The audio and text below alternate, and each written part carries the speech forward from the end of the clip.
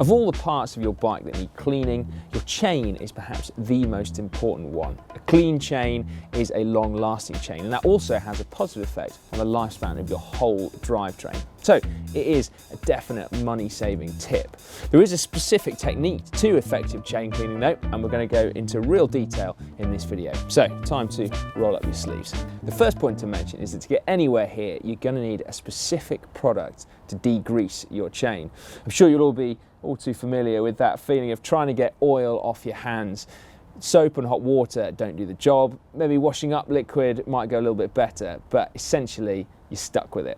Well, exactly the same is true for cleaning your chain. Go near it with cold water and a sponge and you will not get anywhere. So what you need is a specific degreaser. Now, various chemicals that you have lying around the home might do the job to some extent. So something like white spirit or paraffin or diesel will all get your chain clean, but they're pretty nasty really. They're certainly not environmentally friendly, and I think we can do better than that. Now, if I'm not doing a super quick clean, then I'll always bring out the proper degreaser. Now, I always use a biological one. Might not be important to you, but it is to me. All degreaser can be pretty nasty stuff, so it is definitely a good idea to use gloves and then be careful that you don't get any in your eyes. Ready? For anything, actually. Then it's just a case of decanting a small amount into a suitable container, sawn off water bottle. It's quite a good use for old ones. And then I simply paint it on with a brush. So just paint it on liberally. And then give the chain a back pedal, then we'll just leave it to sit for a couple of minutes. Now this next bit is a cool little hack. So you see, if we clean the chain now just with a sponge and hot water, it's going to look nice and clean, but if we then look closely, we'll see that there's quite a lot of gunk still between the plates of the chain, and it's this gunk that's actually going to be wearing away at our drivetrain. So enter our hack. This is a nail brush. Now some of you might not know what one is, and I'll forgive you for that. This is another nail brush because we're going to need two. Now they're both available from pharmacies or big supermarkets, something like that.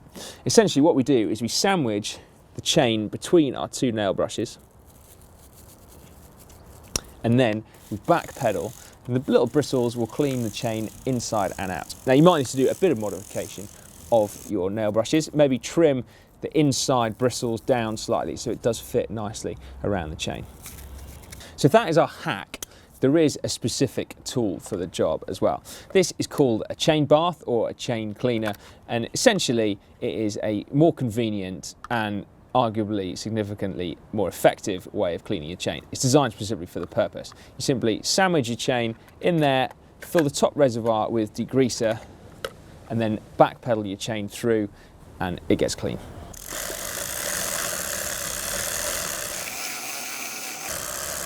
You will always need to finish off with a sponge and hot soapy water just to make sure you get all the degreaser off. That is absolutely vital, in fact, because if you don't, then any residue will mean that your chain oil won't stay on properly. So this guards against it.